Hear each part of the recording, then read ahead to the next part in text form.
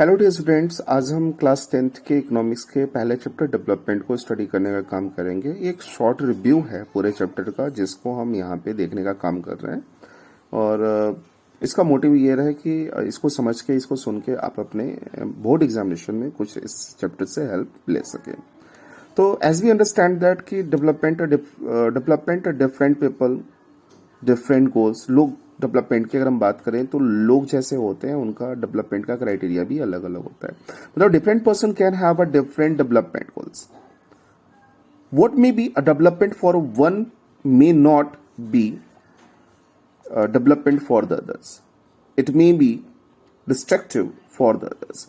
अब कहने का सेंस ये है कि अगर हम बात करते हैं जैसे जैसे लोग होते हैं ना, अलग अलग तरह के लोग होते हैं, तो उनका जो डेवलपमेंट का कंटेंट होता है, डेवलपमेंट का जो वैल्यूज होता है या पॉइंट ऑफ व्यूज होता है, वो क्या होता है, अलग अलग होता है। जैसे एक वर्कर जो होता है वो ये सोचता है ना कि उसको काम कम करना पड़े, सैलरी ज्यादा मिले। एक लेबर जो होता है वो इसे सोचता है कि उसको रेगुलर वर्क मिले, रेगुलर काम मिले, ठीक है, और अच्छा वेजेस मिले। एक एम्प्लॉयर जो होता है वो सोचता है कि उसके एम्प्लॉयज कम रेट पे काम करें, ज्यादा काम करें ताकि वो ज्यादा प्रॉफिट अर्न कर सके।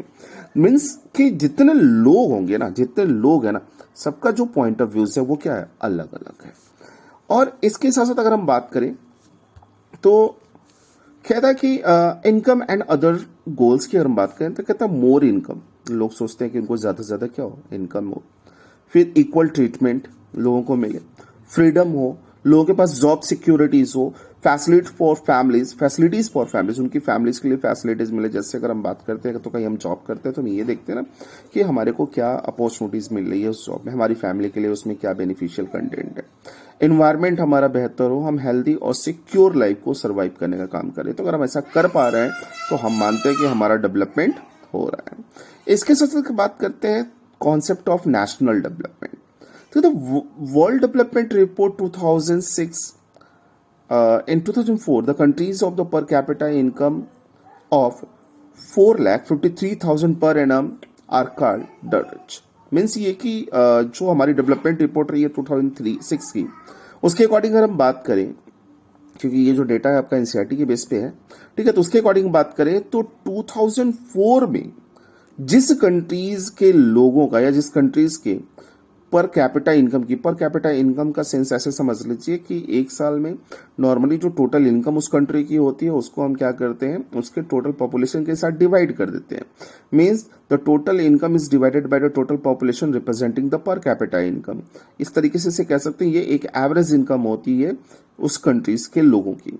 तो कहता है कि अगर 4,53,000 पर एनम यानी कि पूरे साल की इनकम होती है तो ऐसी कंट्री को हम मानते हैं क्या, रिच या डेवलप्ड कंट्री कहते हैं।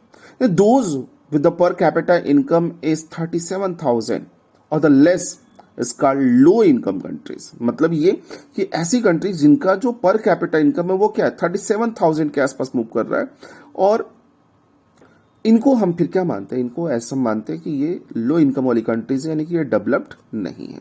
इसके साथ साथ अगर हम बात करें तो ह्यूमन डेवलपमेंट रिपोर्ट जो हमारी आती 2006 में जो पब्लिश की गई थी, यानी कि यूएनडीपी के माध्यम से, तो इसमें कहता है development is the based on the per capita income, educational level of the people and their health status.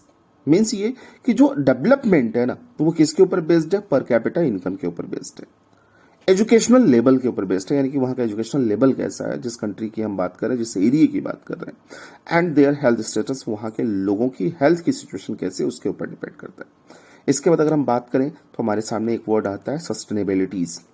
That is what, कि a regular process without harming the productivity of a future generation and the satisfying the needs of the present generation. यूं कह सकते हैं कि ये एक ऐसा development होता है जिसमें हम क्या करते हैं, जो हमारे नेचुरल रिसोर्सेज होते हैं हम उसको हार्म पहुंचाए बगैर अपने डेवलपमेंट को मेंटेन करते हैं ताकि हमारी फ्यूचर जनरेशन के लिए वो क्या हो, वो मटेरियल अवेलेबल रहे। अगेन ये लैंग्वेज क्या कहता है, तो यहां कहता है the regular process without harming the productivity of the future generation and the satisfying the needs of the present generation. ये क्या करता है, जो फ्यूचर जनरेशन है उसकी प्रोडक्टिविटी को हार्म पहुंचाए बगैर हमारी जो प्रेजेंट जनरेशन उसकी नीड्स को फुलफिल करने का काम करता है, इसे बोलते हैं सस्टेनेबिलिटीज। और वही सस्टेनेबल डेवलपमेंट की बात करते हैं, development without the damaging the surrounding. हमारे चारों तरफ का जो इन्वायरमेंट है, जो हमारे पास रिसोर्सेज है, उसको डैमेज किए बगैर अगर हम डेवलपमेंट कर रहे हैं तो ये डेवलपमेंट हमारा सस्टेनेबल डेवलपमेंट कहलाता है।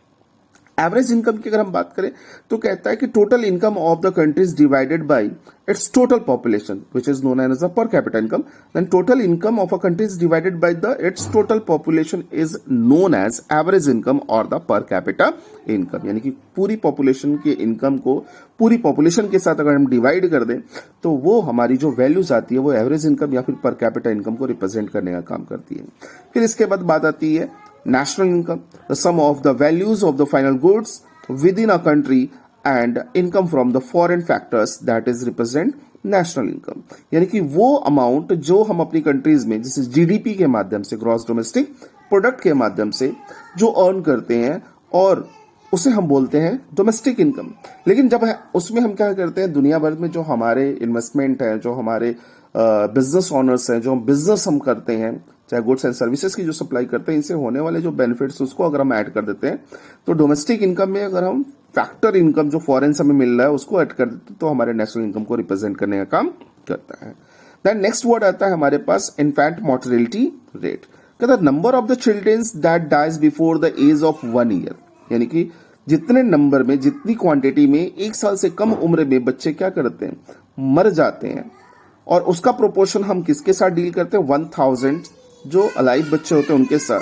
तो इन दोनों के बीच का जो रिलेशनशिप होता है वो रिप्रेजेंट करता है किसको, इन्फेंट मोर्टेलिटी रेट को। Again the number of a children that die before the age of 1 year as a proportion of the 1000 live children born in that particular year, it is represent infant mortality rate.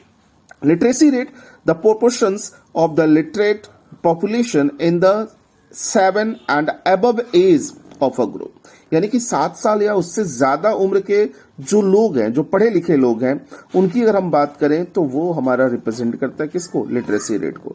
और कहता है net attendance ratio की अगर बात करें तो जो children's है जिनकी एज ग्रुप 6 से 10 ईयर्स की है, जो स्कूल में प्रेजेंट रहते हैं, ठीक है, इनके टोटल नंबर को हम चिल्ड्रंस उसी सेम ग्रुप के बच्चों